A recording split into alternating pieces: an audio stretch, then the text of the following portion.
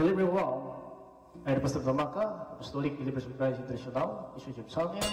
The program like is share, subscribe, and post notification bell for update every day the new videos. Thank you so much. God bless us all. Magandang umaga po sa lahat, sa ating mga viewers, listeners dito po sa ating channel sa Facebook. Ngayong kapayapaan at habag biyan ng Diyos ay sumasa atin lahat sa magitan ng ating Panginoon si Kristo. Ito po yung lingkod yung Kristo Jesus, Pastor Tamaka, Apostolic Believers of Christ International.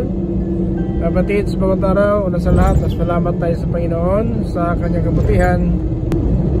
Dahil siya ang Diyos na mabuti at matuwid, mapagmahal na Diyos, siya ang Diyos na puspos na awa, banayat po siya sa pagkagalit. Mga kapatid, tandaan po natin, huwag natin kalimutan na magpasalamat tayo palagi. Dahil ito po ang kalooban na ating Panginoon Kristo. Kapatid, sa lahat po ng kanyang mga alipin, tayo lahat ng mga lingkod ng Panginoon ay dapat magpasalamat tayo, no? Yan po sinabi po sa 1 Thessalonians chapter 5 verse 18. Magpasalamat tayo sa lahat ng panahon kahit anong mangyari. Kahit mabigat na po ang pinapasaan po natin, mabigat po ang suliranin natin, pero magpasalamat tayo sa Panginoon sapagkat alam ng Panginoon ang suliranin natin at ating pinapasaan niya yun. Kung ano pinapasaan natin, suliranin natin, alam po ng Diyos yan. At yun po ang dahilan bakit tayo lumapit sa Panginoon. Dahil araw-araw talaga mayroon tayong pinapasaan na problema, mga pagsubok sa buhay at ating mga hinangad, mga pangarap ay alam po ng Diyos. Mga kapatid, ito po ay ating ninanais hanggang sa mga araw na ito na sana po magkaroon tayo ng buhay na walang hanggan. Kasi ang impyerno, kahit na nga may buhay doon sa impyerno, pero ang problema nandoon po sa impyerno ay magsakripisyo po ang tao doon, katawan at kaluluwa, itatapon sa impyerno. Kaya yun po mga kapatid, dapat natin iwasan. Sana po ang paraiso na ating hinahangad ay ating makamtan. Na paano? Makinig lang tayo ng salita ng Diyos. Ito pong aral ng Panginoon sa atin na sana po hindi po tayo maliligaw at hindi po tayo mawala, mga kapatid, sa ating pananampalataya. Dahil ang pananampalataya, mga kapatid, ang nagbigay sa atin ng kapangyarihan at nag-iingat sa atin hanggang sa araw ng ating pag-alis sa sanlibutan. At hanggang po na hindi pa rito ang Panginoon Kristo, iningatan po tayo ayon po sa 1 Corinthians chapter 1 and verse 8. Ang Panginoon ang magpatatag sa atin hanggang sa kanyang pagbabalik upang huwag tayong pagwikaan. Na hindi po tayo napatatag ngayon sa ating pagkapastor, sa ating pagkristyano, manampalataya, ang nagpatatag sa atin ang Diyos. Nagbigay sa atin ng salita upang magkaroon tayo ng pag-asa sa bawat araw na mga suliranin sa buhay, mga problema, pagsubok, ay patuloy pa rin ating pag-asa na tayo talaga ay makarating sa ating inasahan na kaligtasan. No, kaya mga kapatid, isin lang po natin ang salita ng Diyos dahil po ito po ang napakahalaga po sa lahat ng bagay na ating nakamtan. Ang salita ng Diyos, ito po ang liwanag ng ating mga paa at naging tanglaw na ating landas. Ayon po sa Psalms 119 in verse 105. So mga kapatid, napakaliwanag po ng Biblia na dito sa libutan, madilim ito, na sinasabi sa Pablo, madilim na sa libutan na ito. Yan po mga kapatid na sinabi sa Ephesians in chapter 6 verse 12, na ating pagkipagbaka hindi sa dugo at sa laman, kundi ito ating pagkipagbaka sa Espiritu na makapangyarihan na mayani sa madilim na sanlibutan ito. Ito po yung Espiritu sa impapawid, mga kapatid, na naggala-gala kung saan siya makatimpo ng kanya lalapain. Kaya ang sabi ni Apostol Pedro in 1 Peter chapter 5 verse 8, maging mahinaon kayo sapagkat ang dyablo paikot-ikot lang sa inyong pamamahay at naghanap siya ng malalapa. So ganyan po ang plano ng dyablo naghanap po ang Diablo ng malalapa kung sino talaga ang nasasabing Kristiyano. Subalit mga kapatid, natin alam paano natin labanan ang Diablo. Mga kapatid, ang Diablo, wala tayong panlaban sa Diablo kasi hindi makita natin ang kaaway. Espiritu sa papawid. Pero ang Diyos, ating pinalingkuran, kitang-kita ng Diyos ang Diablo kung saan siya ngayon at anong ginagawa ng Diablo.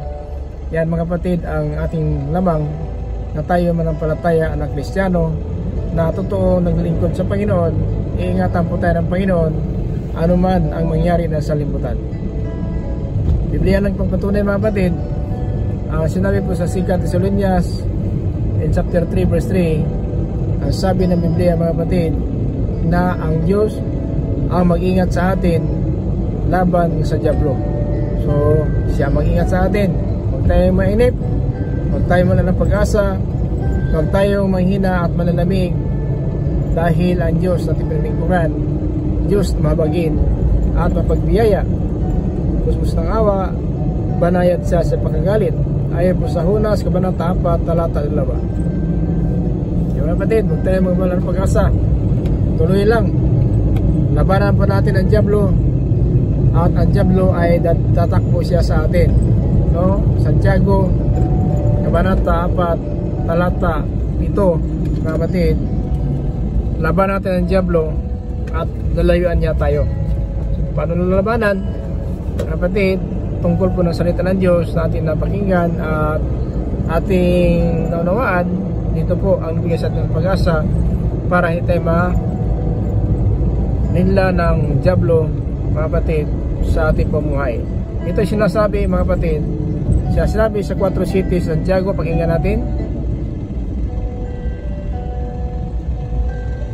Kaya magpasakop kayo sa Diyos, labanan niyo ang Diablo at lalayo ito sa inyo. Yan, magpasakop muna tayo sa Diyos, kaya makinig tayo ng salita ng Diyos para malabanan ang Diablo. Kasi kung wala sa ating salita ng Diyos, wala tayong panlaban. Paano natin panlaban ng labanan ng Diablo at wala tayong natutunan ng salita ng Diyos? Kaya magpasakop muna tayo sa Panginoon at labanan natin ang Diablo. Kaya magpasakop kayo sa Diyos, labanan niyo ang Diablo at lalayo ito sa inyo. Ayan po. So una, magpasakop muna sa Diyos at labanan ang Diablo. Kasi kapag nagpasakop na sa Diyos, alam po natin kung ano ang sandata na makipaglaban tayo sa Diablo, dahil ang Diablo talaga may kapangyarihan at tayo po walang kapangyarihan. Totoo mga kapatid, mahirap po ang kalaban natin, hindi makita po. Ayon po sa 6:12 ngadto sa 18 dito sa Ephesians mga kapatid. Ganito po ang sinabi ni Apostol Pablo, para malabanan ng Diablo, ito po ang panlaban natin ng Diablo. Pakinggan natin sa 6:11 ngadto sa 18 mga kapatid.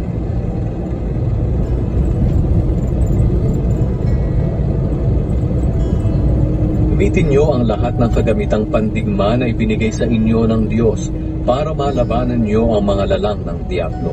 Ayan po. So meron pang laban tayo na bigay ng Diyos. Kaya bago tayo makakaalam kung ano ang pandigma na ito, itong kagamitan ng pandigma, kung the armor of God, nakinig muna tayo, lumapit muna tayo sa Diyos. At dahil lumapit tayo sa Diyos, napakinggan po natin ang kanyang aral at paano natin labanan ang Diablo. So yun po mga kapatid na sabi sa Pablo sa 6:11 hanggang po sa 18 dito sa Ephesians. Gamitin niyo ang lahat ng kagamitang pandigma na ibinigay sa inyo ng Diyos para malabanan niyo ang mga lalang ng Diablo. Sapagkat ang kalaban natin ay hindi mga tao, kundi masasamang espiritu sa himpapawid, mga pinuno, may kapangyarihan at mga tagapamahala ng kadilimang namamayani sa mundong ito. Kaya madilim po ang mundo na ito. Ayon po siya sa Pablo, namamayani sa madilim na mundong ito. Madilim po ito sa harapan ng Diyos. At tayo po ay naliwanagan lang ng salita ng Diyos.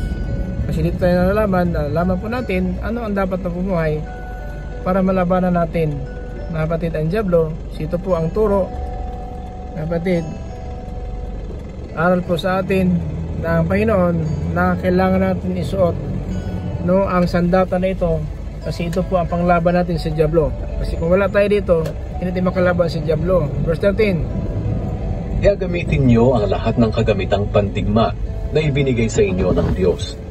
Para sa oras na dumating ang kasamaan, ay magawa ninyong makipaglaban. At pagkatapos ng pagkikipaglaban, ay manatili pa rin kayong matatag. Ayan. So pinatala ng Biblia, kapag nasa atin ang sandata na ito, kahit nakipaglaban tayo ngayon sa ating pagkipagbaka sa Diablo, dito sa limutan, makatayo pa rin tayo. Ibig sabihin, hindi po tayo kayang itumba ng Diablo. Hindi po tayo mapuruhan ng Diablo kasi ang sandata nasa atin po. So anong sandata ito? Una, mga kapatid, pakinggan natin sa 14. Kaya maging handa kayo. Gawin ninyong sinturon ang katotohanan. So kailangan nakabuild tayo. Sinturon ng katotohanan. Ito po ang pinakamahalaga na kailangan mayroon tayong sinturon. Nakabuild tayo. Ito po ang katotohanan. Kapag wala sa atin ang katotohanan, madali tayong malinla ng aral ng kasinungalingan sapagkat wala sa katotohanan. Ito po ang sinturon, mga kapatid. Pangalawa, Suot niyo ang pagkamatuwid bilang pananggalang sa dibdib ninyo. ang pagkamatuwid. Pangalawa po, mga kapatid, ang pagkamatuwid na bilang pananggala sa dibdib natin. Ito po ang bulletproof. Ang bulletproof, mga kapatid, gamit ito ng mga pulis, mga sundalo sa oras ng labanan. Mayroon po naka-bulletproof na mga sundalo kung pulis para hindi sila mapuruhan kung sakaling matamaan sila. Tayo din, kapag naka-bulletproof tayo, mga kapatid, itong katuwiran, kung nasa atin ang katuwiran, naka-bulletproof po tayo. So hindi tayo basta-basta tablahan. Kahit ano po ang gawin ng Diablo sa atin, panain man tayo ng salita na masama, kung gawa ng Diablo ng masama, hindi siya tatalab at hindi tayo mapuruhan dahil naka-bulletproof tayo. Ito po ang katuwiran, mga kapatid. Tanda po natin, katuwiran po ang bulletproof. Yan po ang sinabi ng Biblia. Verse 15. Suot niyo bilang sapatos ang pagiging handa sa pangangaral ng magandang balita. Ang sapatos, ito ang pangangaral ng magandang balita. So kapag mayroon tayong salita ng Diyos, itong magandang balita, ito po ang naging sapatos natin, mga kapatid. Ang magandang balita, sapatos po ito. Kaya kailangan natin, mga kapatid, ang salita ng Diyos, kasi hindi po tayo makapangaral ng magandang balita kung wala tayong alam na salita ng Diyos. Kaya tama Santiago, lumapit niya sa Diyos at labanan niya ang Diablo at daluyan niya kayo. So, paano labanan? Kapag lumapit natin sa Panginoon, so ito po isang data ng Panginoon. Pangatlo po, sapatos. Para, mga kapatid, makaiwas tayo. Nagbibigay ng kapayapaan. So, ang pagkamaramang ng malita na binang kapayapaan, kasi lahat po nakikinig ng salita ng Diyos ay magkaroon ng kapayapaan. Kasi tayo po, nangaram ng balita, papaano na yung pinangaral natin may kapayapaan, tayo po magulo. Hindi pwede siguro. So kung nagkaroon ng iba ng kapayapaan dahil sa ating magandang balita na pinapangaral, tayo din nangangaral, mas lalo po may kapayapaan. Ito ang pang-apat na sandata. Hindi lang iyan. Gamitin din ninyo bilang panangga ang pananampalataya ninyo. Ang pananampalataya, panangga. Ang panangga, itong tinatawag na taming. Panangga. So kailangan may pananampalataya tayo para may taming tayo. Ang taming, ginagamit po ng mga hari yan kapag nasa labanan. Kaliwat kanan ng kaaway, pero ang taming, malaking tulong po ito sa kaaway. Bilang hari, nakipaglaban ang mga hari, may taming sila para hindi basta-basta sila mapuruhan, matablahan ng kaaway. Kaya may taming tayo, pananampalataya po ito. No? Itong pang-anim. Para hindi kayo tablan ng mga panunukso ni Satanas na parang palasong nagliliyab. Isuot nyo bilang helmet ang tinanggap ninyong kaligtasan. Ito pong pang-lima. No? Helmet ng kaligtasan. Pang-lima, mga kapatid. Itong helmet, kaligtasan, sa ulo po helmet nakalagay, hindi po sa likod, hindi po sa kamay. Ang helmet po nasa ulo ng kalagay. Ito po ang bautismo. Kapatid, bautismo po itong helmet na sa ulo. Ang bautismo sa Panginoon Hesus, kapatawaran ng kasalanan at tataknoon natin ang kanyang pangalan. Din pang-anim, mga kapatid, pakinggan natin pang-anim. Gamitin nyo bilang espada ang salita ng Diyos na kaloob ng banal na espiritu. So, ang pang-anim, espada, mga kapatid. Ito yung espada, salita ng Diyos. Ito mga kapatid, walang iba po, pamputol na ating masamang akala, masamang ugali, masamang naramdaman, masamang panalita. Mapuputol po ito dahil po salita ng Diyos. Napakinggan po natin at alam po natin ano ang kalooban ng Diyos. At ang pang-7, verse 18. At manalangin kayo sa lahat ng oras. Pang-7, manalangin sa lahat ng oras para malabanan natin ang ating kaaway na siyang dyablo. Huwag kalimutan manalangin sa lahat ng oras. Sa tulong ng banal na Espiritu, panalangin niyo ang lahat ng dapat ipanalangin. Huwag kayong magpabaya. Patuloy kayong manalangin lalo na para sa lahat ng mga pinabanal. So patuloy, huwag pabaya. Magpatuloy sa panalangin dahil ito po ang ating katayuan dito sa libutan habang naghintay tayo ng pagparito ng ating Panginoon. Dapat ang sandata na ito mayroon tayo. Kahit isa man, walang wala dito. Kasi kung kapag wala na isang sandata, ganun pa rin. Babagsak tayo sa ating kaaway kasi kulang tayo na sandata. Pero itong 7 sandata, pag nasa ating ito, pinatunayan ng Diyos na talaga makatayo pa rin tayo kahit na po na nakipagbaka tayo sa libutan na ito. Ito sinabi sa verse 11 up to 12 sa Ephesians chapter 6. Gamitin niyo ang lahat ng kagamitang pandigma na ibinigay sa inyo ng Diyos para malabanan niyo ang mga lalang ng diablo. Sapagkat ang kalaban natin ay hindi mga tao, kundi masasamang espiritu sa himpapawid, mga pinuno, may kapangyarihan at mga tagapamahala ng kadilimang namamayani sa mundong ito. Yan po. So dapat suot natin itong sandata na ito. Huwag kalimutan na hindi pwede makulangan tayo ng sandata na ito. Dahil kapag nakulangan tayo ng sandata na ito kahit isa lang po, tandaan po natin ang sinturon, ito po ang katotohanan, at ang bulletproof natin itong katuwiran. Pangatlo ang sapatos, ang pangaraman ng balita. Pang-apat ang panampalataya, ito ay ating taming, no? Panangga, taming. Itong pang-5, helmet ng kaligtasan, ito po ang bautismo sa pangalan ng ating Panginoong Kristo, upang mapatawad tayo sa makasalanan at may tatak tayo at matanggap natin ipagkaloob ng Espiritu Santo ayon po sa Gawa Kabanata 2, talata 38. So ito mga kapatid ng bautismo, kailan bautismado na po tayo sa pangalan ni Jesus dahil itong helmet ng kaligtasan. Ito po yung nagpapatawad at nagbigay sa ating kaligtasan is Gawa chapter 4 verse 12. Walang ibang kaligtasan na binigay sa sinong langit na ito yung pangitan po natin ng Kristo, talagang kaligtasan na ating makamtan. Tandaan po natin itong pang-5, helmet. Pang-7, espada, ang tabak, espada, na walang iba ang salita ng Diyos na ating tinatanggap at nagtuturo sa atin sa bawat araw sa tamang pamuhay para huwag tayong matulan sa pagparito ng ating Panginoon ng parusa, kundi malaya tayo makapasok sa kanyang kaharian. Pang-7, manalangin tayo sa lahat ng panahon. Ano man mangyari ng sanlibutan, huwag tayong pabaya.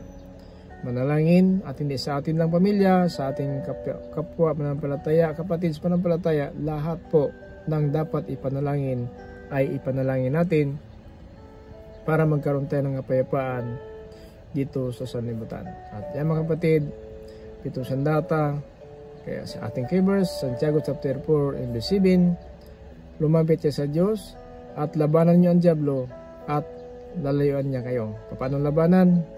Ito sandata, ito ang katotohanan, katuwiran, pangaral ng balita, panampalataya, bautismo, at itong salita ng Diyos na espada, at ang pang-7, panalangin sa lahat ng oras. Huwag tayong pabaya sa lahat ng panahon, manalangin tayo palagi para po ang ating kaaway ng dyablo hindi tatabla sa atin. So paano mga kapatid?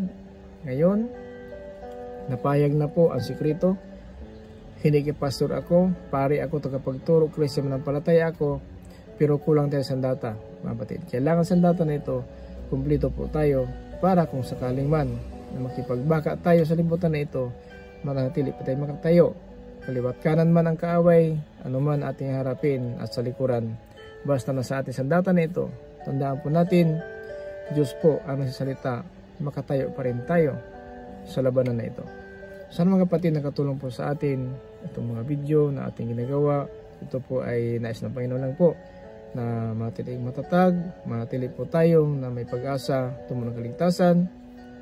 sa pagitan po ng salita ng Diyos. Kaya sinabi nga in 1 John, mga kapatid, in chapter 2 in verse 17, na lahat ng sanlibutan at ang pagnanasa ng tao ay mawala, subalit ang sumunod ng kalooban ng Diyos matili magpakailanman. Yan po ang mensahe sa atin. So magsilapit muna tayo sa Panginoon, labanan ng Diablo, lalayuan tayo ng Diablo kapag lalabanan po natin. Paano? Sa oras na lapit tayo sa Panginoon, tuturuan tayo ng Panginoon at ibigay ang sandata sa atin na ito makipaglaban tayo sa Diablo sa mga panahon na ito hanggang sa ating pag-alis. Ang Diyos magpatatag po sa atin in 1 Corinthians chapter 1 verse 8. Patatagin tayo ng Panginoon hanggang sa kanya araw ng kanyang pagbabalik upang mapatili tayo, mga kapatid, tandaan po natin na walang kapintasan at sa kanyang pagbabalik hindi po tayo pagwikaan, kundi ito po makapunta tayo sa ating nasahan buhay walang hanggang. Nakahanda na po ito para sa mga anak niya at mga lingkod ng ating Panginoon Kristo. Sana po makita ng Diyos at ng tao na sandata na ito na sa atin upang sila din magkaroon ng sandata na ito at lahat tayo sama-sama lalaban at matatag tayo makatayo at ang mangyari ng salimutan. Maraming salamat po ulit sa mga viewers natin. Listeners, dito po si channel sa Facebook. Maraming kapayapaan, habag ng Diyos ay sama sa atin lahat sa magitan ng ating Panginoon Kristo.